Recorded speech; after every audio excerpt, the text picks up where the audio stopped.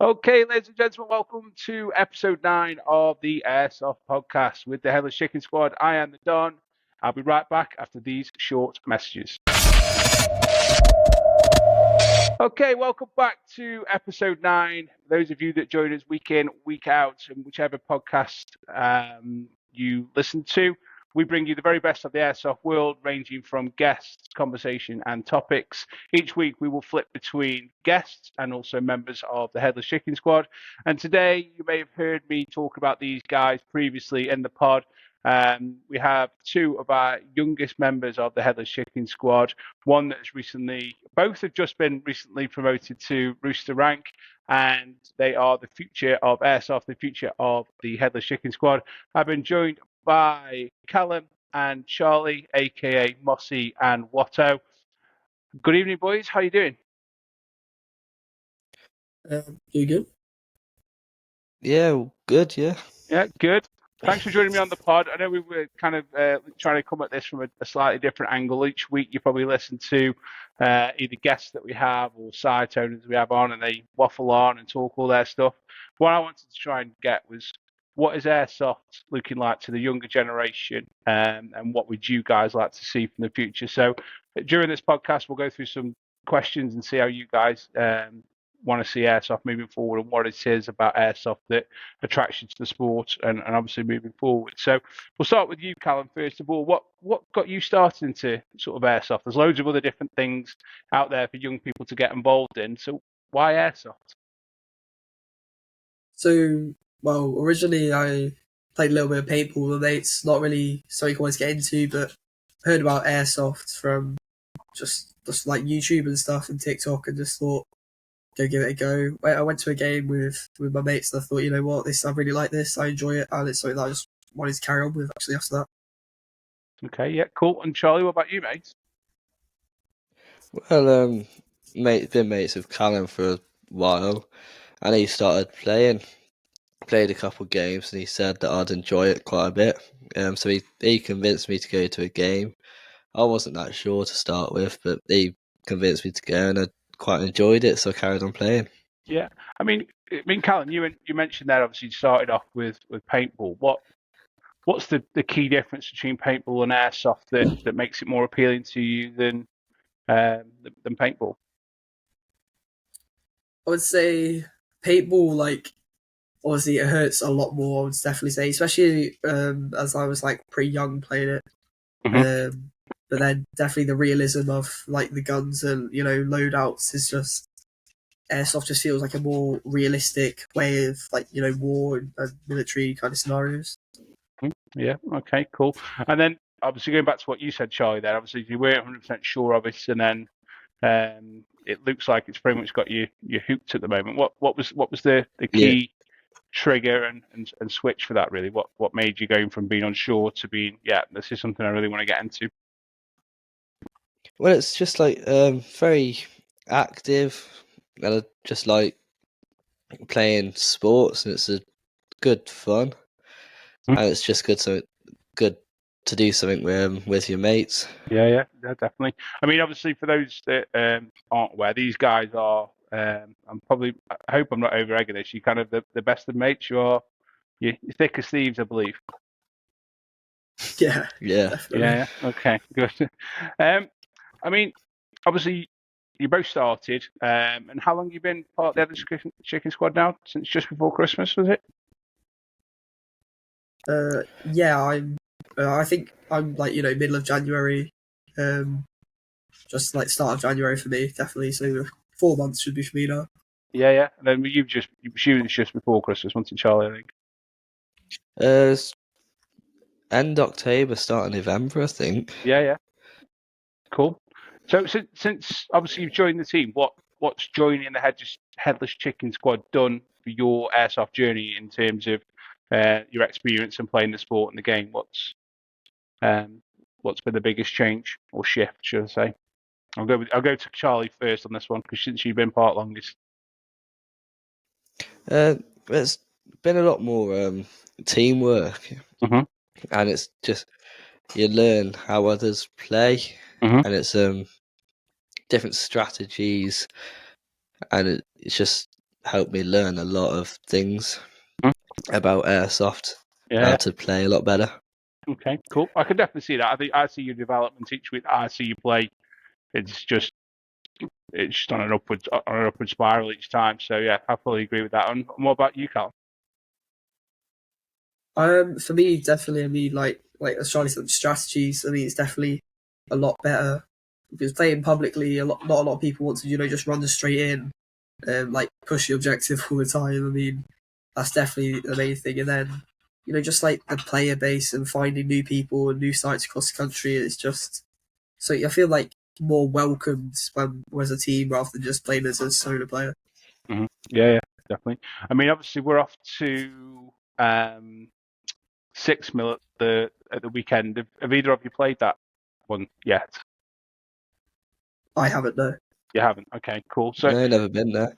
it's just a new experience. And again, we all had a new experience, or me and Callum had an experience on Sunday with Temple, and I think that's the key thing. Just trying new things each time, like rather than turning up and playing the same sites week in, week out. I mean, it is nice to play at a regular place and know the maps and different things like that, but there's such a wide world of airsoft out there that that's what we try and do as a team. We just get out there and experience all good things airsoft. I mean, every experience we have isn't necessarily always good, but if they are good, then we'll always turn up and go back for more. And that's the biggest thing I'd urge anybody, whether they're young, beginners, noobs, experienced, vets as they call themselves in the game, and just get out there and obviously experience the sport really. Going back to obviously airsoft as a whole, what is it that you feel as young men now is what makes it more appealing over and above, say, I don't know, football, cricket, rugby, anything like that? What is it about airsoft that's got you going? Charlie, we'll start with you first before Callum steals the show on it. Well, it's I've got to think. It's a lot more enjoyable, I find, as it's a lot more varied. Mhm. It's not as the monotone as football or cricket because it's always repetitive. Mhm. But with airsoft, you got different sites that do different game modes and have different like maps, and it's all good to it's all you'll learn it every single map, and it's a lot more fun, I find. Yeah. I mean, do you find it a lot more like immersive, like in terms of everything around it, like your senses? I know we had a little bit of a firefight at Rednall the other week, and it's that kind of you're in. It doesn't matter whether you're young, old, thing. If you're in that line of a firefight, it is fully immersive because we know it hurts, and you just don't want to get hit. So it's just trying to keep that immersiveness, and I think everybody that plays is on a level playing field, whether you're new, old, vets. Obviously the kit helps and stuff like that. But yeah, I can see where you're coming from there. And how about you, Mossy? What are yours? What's your take on it? Why is it airsoft above anything else for you? Well, definitely, like as you just said, I mean, how immersive it is rather than just repetitive of running up and down a pitch or just running around in circles or back and forth like cricket. I would say it's just more something I can get stuck into, really like think a lot more and then plan what you're going to do next. But you have to plan it with that much precision. If you take, say, especially in a firefight, one wrong move, it could be the difference for you getting shot in the face or staying in the game and getting them instead. Yeah. I mean, obviously we talk about it being immersive. I mean, there is a debate out there as to whether or not airsoft is a sport, or is it a hobby, is it just a game? Where would you pitch it as an activity? Would you call it a sport, a hobby, or? I would definitely say it's a sport. I mean, definition of a sport is so you keep it active, isn't it? Really running around. And I'll say a hobby is more something that you sit down, you have time to do. It's not really something you enjoy with loads of people. But yeah, definitely, I would definitely say it's a sport. I mean, it's physically demanding, and you have to think a lot more thoroughly than something like knitting or Yeah. So Yeah, definitely. I mean, we definitely put you through your paces, Charlie. I think you've got a new role in the team as point guard, aren't you? Just run and get to the objective first before the opposition do.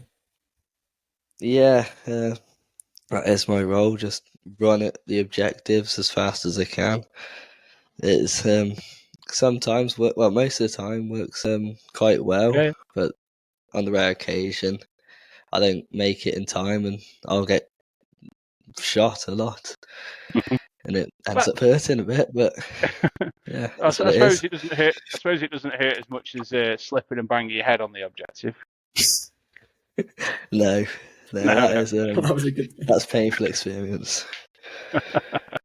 Well, it's all part and parcel of the process. We sign up for the risks, and we move forward with it. So fair play. I mean, it's one of those things that you just got to get on with it and push forward. And sometimes you get there first, sometimes you don't, and that's the objective. And us older, slightly more rotund members of the team will join you 15, 20, 30, 40 a minute later or so. So yeah.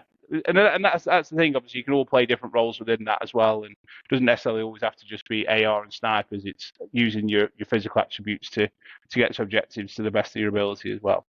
I mean, you've both been playing for a decent amount of time now, and you've definitely got quite a few games under your belts, and you're developing into the roles that you want. We talk about what you love about Airsoft.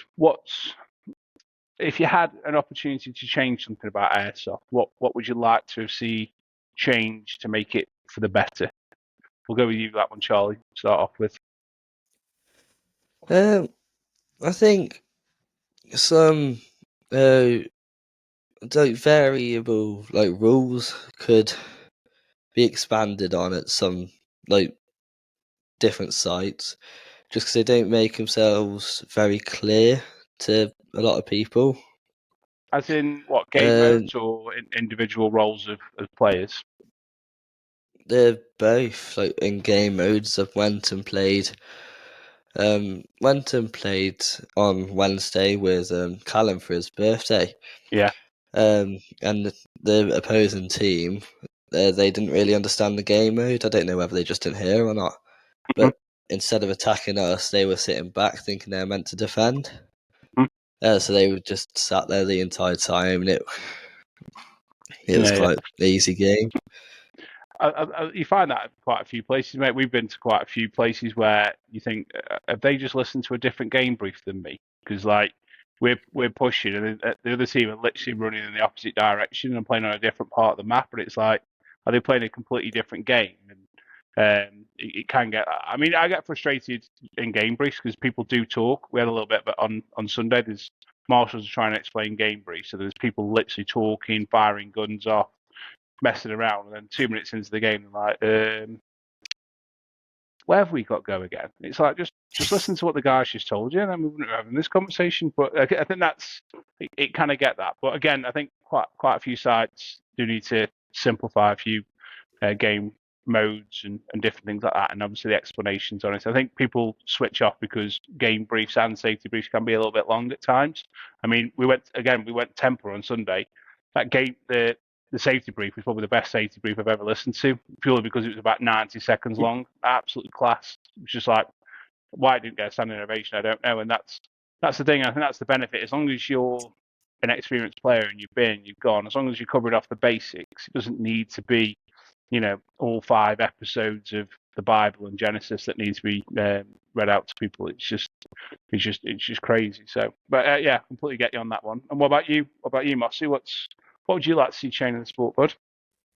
So I would definitely say something that needs to be, works on more change would be more players actually wanting to play the game competitively, and there being more tournament side to the game. And most of the tournament side nowadays is, speed soft, so it's all indoor and it's all fast to the point. There's not really as much outdoor, tournament gameplay as there was, say, for paintball or something. So definitely, I'd love to see more tournaments involved with the sport. Yeah, I mean, I again fully agree with you. I mean, if anybody listens to the one that the podcast I did with Flexi Paul, he's a massive advocate for it, and I know Rednall are trying to have a go at that, and they've got a tournament on the 6th of June, which I think there's a few signed up. There's a little bit a slow uptake on the last few places, but I think the key thing that I understand, and me and Paul were actually talking about this yesterday, is I think a lot of people take up airsoft more so for the hobbyist side of things, and because there isn't any strict win-lose and they're not used to playing other sports like football, cricket and things like that, as soon as you then put a win-lose element into the sport, they go the opposite way to it, and they don't kind of want to embrace that. And you see that at certain sites where they don't really like to say, oh, the red team or the blue team won. It's like, oh, it's a draw, because it's easier to tell some people that were just sat at the back doing nothing and things that they lost today, because they just don't like to hear it. And that's something that we see right across the board. I mean, I play it as a competitive sport. Anybody who's ever stood within 10 metres of me will know I get really upset and agitated in the field, especially when people are not standing there and taking their 1 minute bleed outs. I think anybody within 100 metres of me on Sunday would have realised that. But I think I agree, mate. I think it's a sport and there is a competitive element to it, and it comes back to, if you stand at the start of the game and you listen to the game brief, as Charlie was just talking about, and they say, right, this is where you start and this is where you finish, and the team that does this the quickest wins, that for me is competitive sport, and that's the competitive element. And if you've listened to it and you sign up to that, and you've listened to it and you agree to it, then you've got to play competitively, and you've got to play to your best of your ability, not just give up and go, oh, I'm going to stomp my feet and go back to the safe zone because it doesn't suit me, or I'm losing, I'm getting hammered. That's, for me, that's just poor sportsmanship, and that isn't what you should be signing up for. If you don't want to play to competitiveness and you don't want that sort of tinkering, most sites have got a gun range or a shooting range. Just go and stand in there all day and empty 4 tubs of BBs off in there and enjoy yourself. Do you know what I mean? Like, fine tune your gun, do your LARP, do whatever you need to. But if you're signing up at the game booth, then move on with it. So yeah, I fully agree with both of you on that. I think the 2 points that are really simply implementable and can be done fairly quickly, really. So you mentioned that obviously you both just started, and I know when we were talking off air, Callum, you kind of had spoke about kind of your kind of where you want to be with your loadouts at the moment. But what would be, kind of explain to everybody what your ideal loadout was when you first started, and kind of where you've got to now, and what you're happy with and what you want to tinker with. So we'll go with you, Callum, first, and then we'll come back to you, Charlie, and find out where you want to go with it. So talk to us about what you're at. So Callum, talk to us about what your ideal logo was, what it is now, and what you're sort of tinkering and what you want to try and do with it. So originally for me, when I first got into Airsoft, I mean, seeing videos like Kicking Mustang, I mean, definitely wanted to be, sitting in a bush with a ghillie suit and a sniper, and really just taking that kind of laid back role, but still pretty vital in picking off people who push into the point. But I would say definitely more nowadays. I'm pretty happy with my loadout. I love it. I've got an MTW. I don't know which one exactly, but I got it off one of my players who's just recently stopped playing Airsoft. I'll tell you, mate, you got a billet Gen 2. I'll tell you, you got a billet Gen 2 that's been modded. We won't go through what mods it's had, but it's it's a definite serious weapon, that. Yeah, it is. I love it so much. I mean, the range is just, perfect, pinpoint accurate, and it's just the best thing ever. And then I've got a high capper on the way, actually. That should be shipped out tomorrow, and that definitely is a sidearm's going to be perfect for me. Especially when I'm like rushing, it's going to be amazing. Are you running your high capper proper HPA? Is that with your little speed soft belt you've got? Yeah, so I will next be looking to get a 13 CI tank, and then obviously the HPA adapter for it. And I'll say that would definitely be, a lot more versatile for me, because I used to have that AAP, but it just doesn't really work there to the best of its ability anymore. Mm-hmm. So yeah, definitely would love to see that high capper working every game day. So are you planning on running that high capper as a primary in CQB, or are you just looking to run it as a sidearm, or just have both? So I would say for outdoor games, it will definitely be a sidearm, yeah, but I don't really use it as much as a sidearm. So until I get my HP adapter, it will be a sidearm. But when I get that, it'll be more of a when I get the HP adapter, it'll be more of a primary weapon. Definitely just running up there, getting stuck into it. I mean, especially with unlimited respawns, you can just run straight in, get some people. If you get shot, just go straight back out. Yeah, definitely. I mean, on that as well, if you ever did want to run it as a sidearm, but still make the adaptation or make use of your adapters, you can actually get on your your 48 CI tank, you can actually get a splitter that runs off the main on the tank reg, so you can run dual line, so you can have your sidearm and that as well. So rather than running the two tanks, so again, just gives you that versatility, and that's just the benefit of the platform, really. So it's cool. I'm happy that you got you're happy with your loadout, mate. And it's kind of that. I mean, do you find that that's kind of helped change your game, or does it kind of help raise your level, or where do you kind of see with that?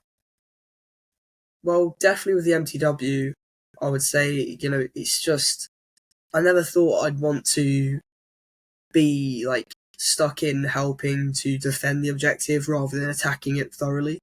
But definitely, ever since I got this MTW, I feel like I could just stay in, a natural position rather than pushing and getting shot straight away. I mean, definitely in Templar at the weekend, me and Welshie and I think it was Rich, the other guy we were with, we were in a bush for most of it, just defend the objective. And I'd say the MTW, the range of it is beautiful, and it's definitely, something that has really changed my style of play when I'm using it.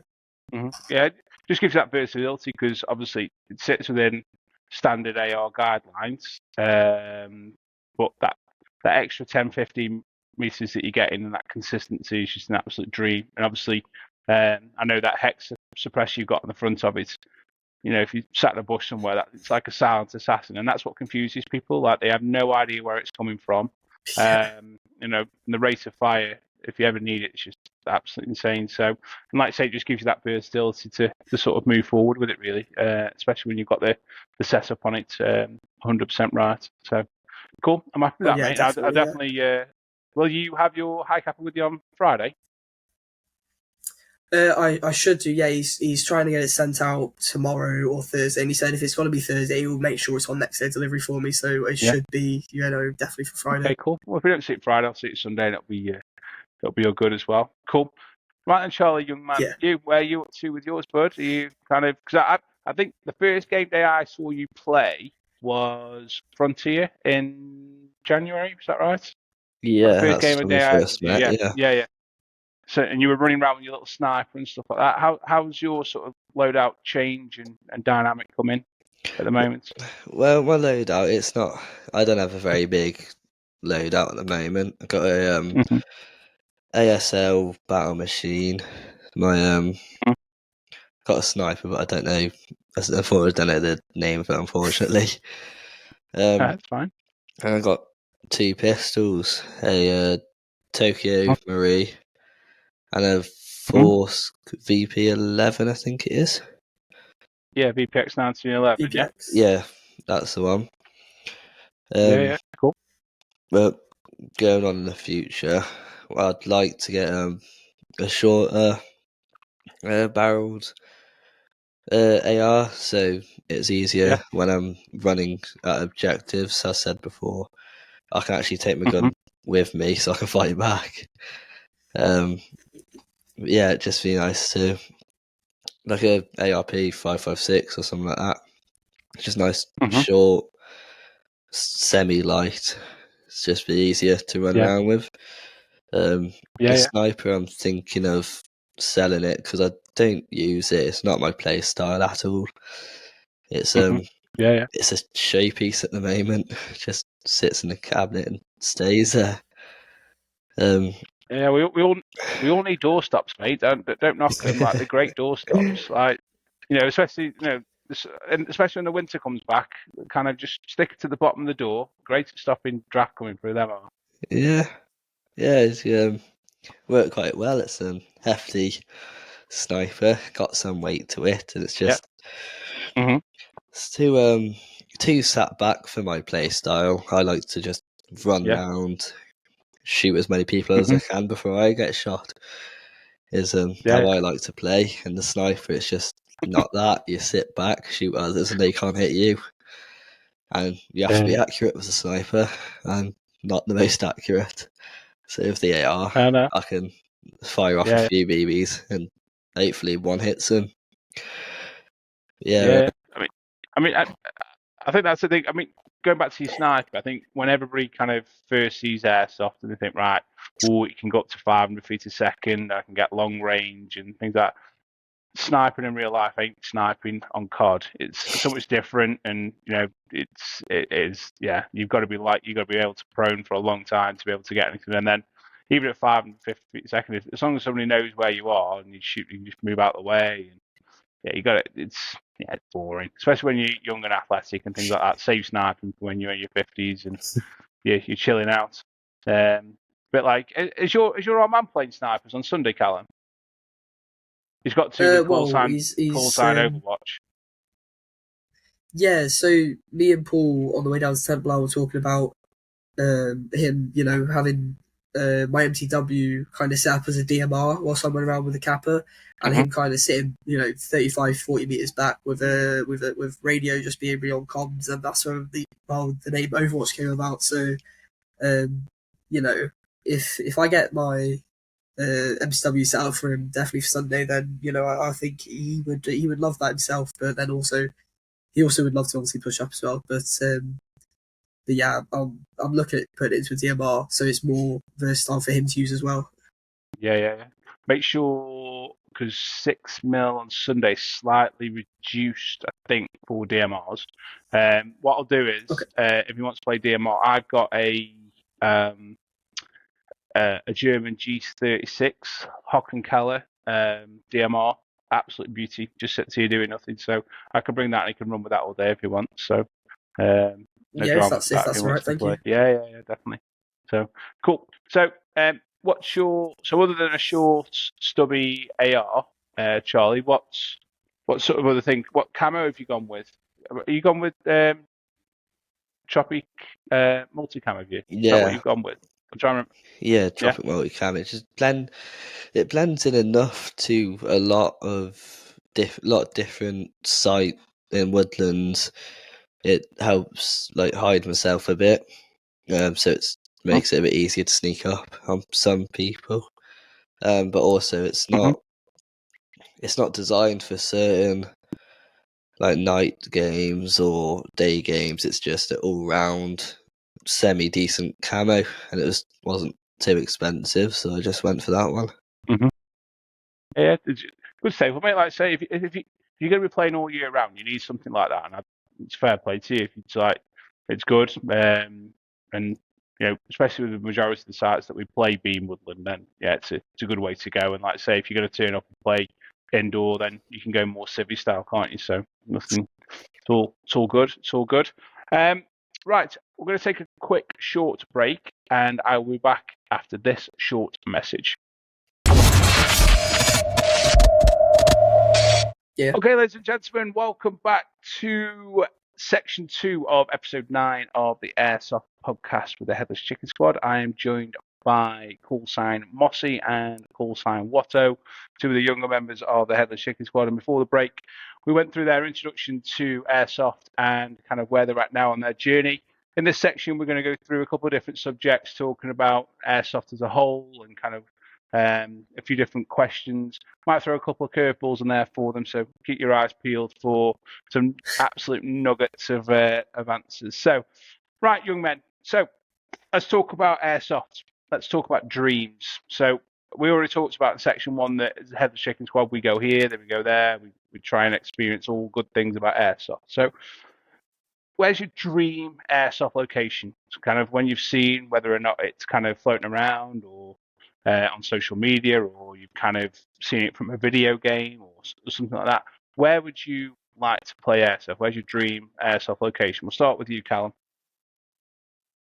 So originally my dream would be playing like a nuke town. It's definitely a Call of Duty, and I think level 2 was just such a perfect opportunity for me to get into that dream. But a place I haven't been to would definitely be the Stand down in Sheffield. Like it's an old Stanley Blade factory, and that's, to me, it's just the site looks amazing, and I've seen videos on it. And that's definitely one of the two dreams. And then the other place would be Puerto Rico. Like Kicking Mustang's video is just watching that video it's so aesthetically pleasing and such a good area. It just looks amazing, and that's definitely the biggest aspiration I have for this sport. Yeah, okay. While you're on that, understand, if you got my followers on my followers, not the Chicken Squad, you'll find a guy called Wellesley. I'll send you a link to the thing. He took his team, fire team, to Brick Tack the Stand this weekend. He's got some good videos on it. It does look class. Yeah. He's given me a glowing review on it, and we've already said that next time they come back up, we'll have a look at kind of going running with them, either as an official Chicken Squad day or not. So we'll go from there. Right, Charlie, how about you, bud? What's your sort of? My realistic what's your dream location would just go up to Battleground Airsoft up over in Norwich. It's it's a huge woodland mixed site, 100 acres, so it's very big, tiring because it's so much running. But yeah, it'd just be nice. Hang on, whoa, hang on. I'm going to stop you there, and I'm not editing this out. Why would you be tired running around 100 acres? There's a vicious rumour going around. You've got 100 acres in your back garden. Whoops. Why would you be tired running around 100 acres? It's like nipping down to the shed. Well, I'm not running 100 acres a day. I'm winding you up, mate. Carry on. Go on, carry on. Yeah, it's just be good fun. So I've played at other big sites that aren't as really enjoyable, but I was looking around at sites similar to where I've played, and it just looks really really good, and just a lot of natural cover. And it just looks good fun. Yeah. And cool. Yeah, other than realistic. We'll have a look, see if we can put them on. We'll have a look, see if we can put on one of the away day things, because there's a growing list at the minute. We want to go up north and obviously do Dirty Dog, and there's that HQ place we saw just outside York. We want to go. We keep being asked if we want to go back down south.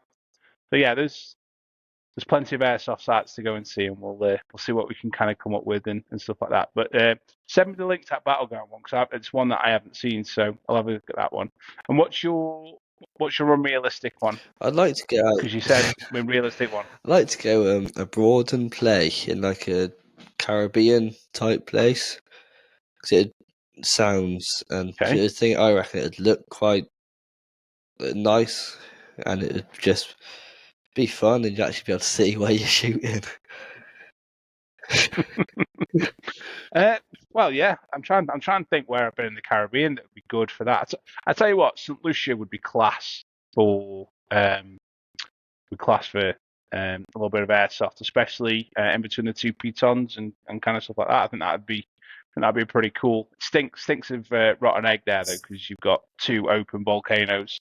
So as long as you've got a peg for your nose, you'll be all right, I think. It's actually quite cool because you've actually got black sand, because it's all the ash and stuff that's run through it. And so, yeah, it's pretty cool. Cool. I like that one. Two good answers. Thank you. We spoke before about obviously being part of the team, kind of enhancing your kind of airsoft journey and things like that. And we do get a few inquiries. I mean, I think we've got 5 under 18s now playing within the squad, and it's great having us part of the team and watching them grow and develop a bit like you two is kind of it's great, really. That's kind of why we play and want to try and enhance and bring on the sport. What message would you have to any young players out there that have just got into airsoft and are considering joining a team? What message would you have to them about joining, more specifically about joining the Headless Chicken Squad? I'll go to you, Callum, first. I would say the main mistake I made when I started playing, which I want to address to everyone, is that never spend all your money straight on a pistol. I mean, it's not gonna get you those long range kills, and it's definitely a lot better to just put your money straight into a good loadout, whether that's a plate carrier or just some good camo, and then just put all your money into like a really good AR. I say I first got an AEG for a pistol without realizing they're not that good, and it was just one of the worst decisions I made. So definitely to everyone who wants to start airsoft, go straight to an AR and never buy a pistol first. Is definitely the main thing I want to say to kids. Yeah, cool. What about you, Charlie? Wear stuff that covers your head because it hurts. As Callum said before, don't waste your money on pistols because they're not the best. And it's I don't really know, really. Well, what would you say to him if he was like, right, I've started airsoft and I don't really know where to go as my journey, and obviously you boys have joined the team, and we've got some quite vocal people in there that like to help and give advice and stuff like that. What advice would you give to any young airsofters that aren't sure whether to join a team or not? Is it something that you would definitely advise them to do, or would you advise them to stay clear? I'd say go for a team. It's a lot more enjoyable when you're with a team because you have more.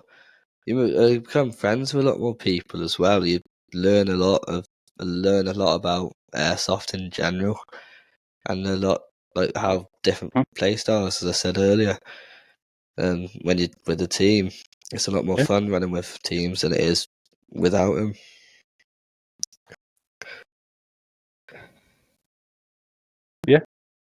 Yeah, I'm happy with that. Good answer to that, mate. What about you, Callum? What's your thoughts on people actually joining the team in terms of, I know, like, there's a young lad actually a Templar at the weekend that was good little play. He was thinking about it, and he must have asked me 1,000 questions in terms of, what's your social media? How do you join the team? What do I have got to do? And all that sort of stuff. I always feel a bit weird as a early 40s bloke talking to and saying, "Oh yeah, just come join the team." But what message would you have for them if he was talking to you and asking you that question? What advice would you give him about joining the team? I would, well, first off, I'll say to him, like, I mean, if your commitments are to travel with the team and not stay in one place, then it definitely is something for you. And like also, if you're socially awkward, there's really no point. You need to be able to communicate with the team, give good call outs, and just be active, like an active member. As long as you're active in the community and you know what you where you want to go with things, then definitely look at joining a team. It's a great way to develop your skills and aspirations of the game, and it's not even just within airsoft. I mean, especially me outside of airsoft, it's also helped to develop bonds that can last quite a long time, and then give other people a good experience. Definitely. Yeah. Okay. Cool. Two good answers there, lads. I'm glad you didn't go no, stay clear because they're all a bunch of idiots. That would have been really awkward. So thank you for that. The last thing that I kind of wanted to talk about in kind of formality before we just break into absolute chaos is obviously you both played long enough now. What's either the worst kind of sight or thing you've seen in airsoft that kind of, if we were to kind of sit and talk about anecdotes and things like that about airsoft, what's the worst thing you've seen on an airsoft field? Well, I'll go with you, Charlie. Charlie, you can go first. I'd say hit calling and stuff like that when people don't call hits, and just cheaters in general. They really annoy me, and they just really get on my nerves. Winds me up. So what do you think? So on that then, because obviously it's one of those things that is a constant issue. What do you think could happen, or what could be done in airsoft to try and reduce the amount of non-hit takers or increase the amount of calling of hits? What would you like to see change? Is there anything There's not that you think much really could you happen? can do about it because it's up to like the person's mentality and how they want to play and how they feeling that day, whether they call their hits. Like some places could have better marshalling, control it a bit more. But yeah, you can't do much about it because it's all up to how they're playing. Okay, cool. Yeah, I mean, in your experience, then, who would you say is the worst for cheat calling? Is it the younger generation? Is it a particular type of airsofter? Is it the kind of is it the older people? I don't know. Is there like a trend Usually that it's you notice people that in who it's isn't more taking the hits? rentals and stuff because they new to the game and they a lot of the time they don't fancy walking back to spawn and respawn and they just want to be constantly playing and shooting. It's the same with when you're playing against quite older people. They don't want to like walk back to where they were, so they just won't call their hits and carry on fighting.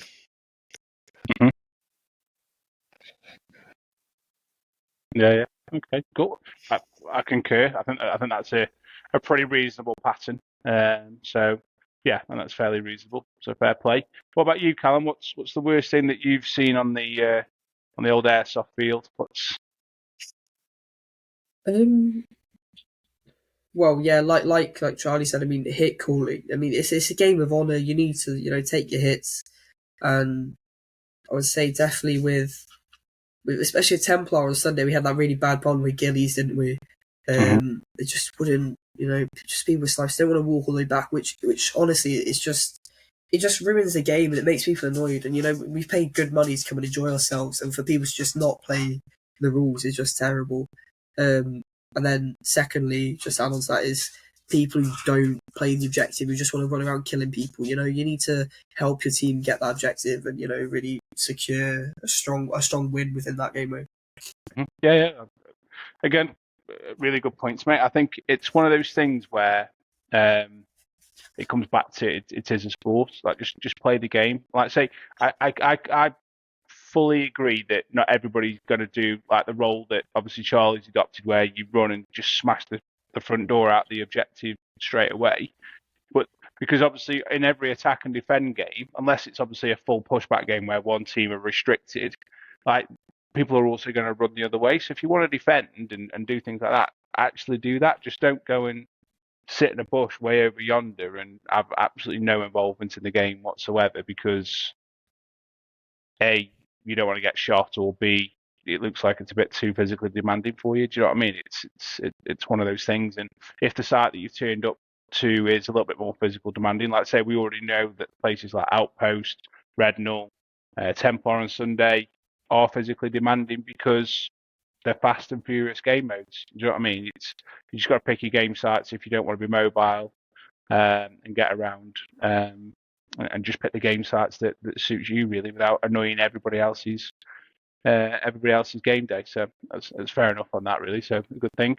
So what are you looking forward to for the Headless Chicken Squad? What kind of things have you heard us talk about in terms of plans that we might not have shared that you're looking forward to over sort of the next coming months? What's the one standout thing that you're looking forward to? I'll go with you, Callum, first time on this one. I mean, there's been rumours about going to Germany with Kicking Mustang, that event.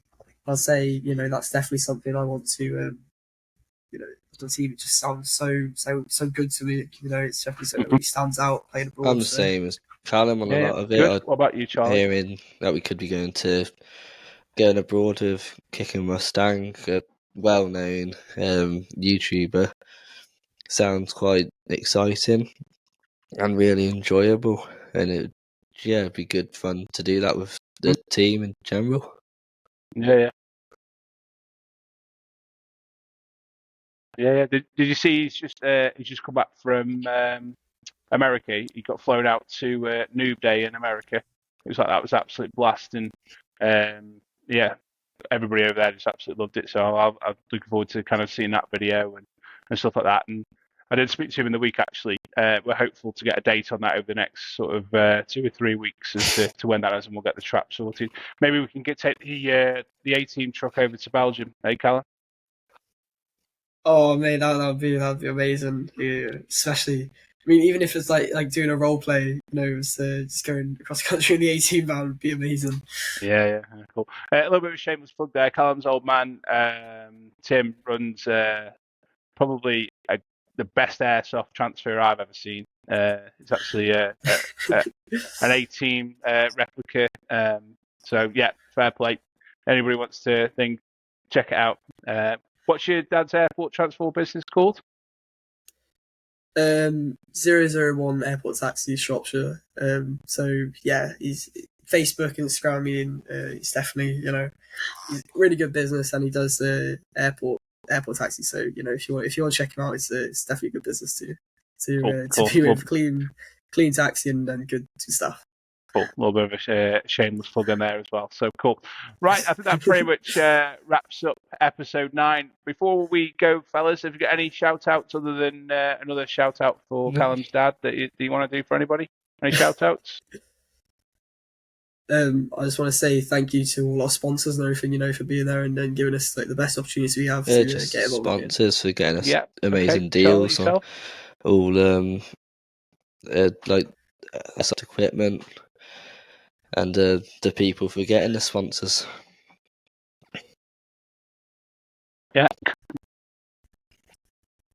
Yeah, cool. We try and do it. So obviously, for those of you that aren't aware, we are lucky enough to be sponsored by 3 amazing airsoft companies.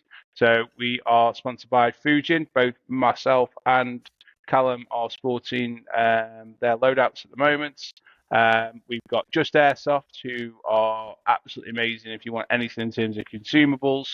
And we're also sponsored by Operations Locker, who are the UK distributors of, in my opinion, and well, not just my opinion, quite a few people's opinion, the best base pro in the game, which is the MB Tactical Ghost series. And they've also, Callum, I'm about to share this with you, signed a distribution deal today with a specialist MTW upgrades company. So that sounds nice to me. Yeah, guess who's been sent some testers? Woo! So keep your eyes peeled for me running around with some testers for them. So hopefully I'll have some of them with me on Sunday. So that's pretty cool. So boys, thank you for joining me on the show. Gives us really interesting insight into airsoft from the younger generation, because all you ever hear is from 50-year-old blokes moaning and whinging about kind of it's a hobby, not a sport, and we apparently run around too fast and push objectives too quickly, and we make too much noise. But who cares? We play a game within the rules, in our own mindset, and how we want to move forward. So that's fair play. For those of you watching back home, thank you for watching. Your support and your dedication to the show and to the cause is very much appreciated. Please make sure you hit the notification button. Make sure you hit the subscribe button. And I will see you all next week with another exciting episode of the Airsoft Podcast with the Headless Chicken Squad. I have an amazing guest lined up for next week, so make sure you tune in. Thank you for watching. Good night and God bless.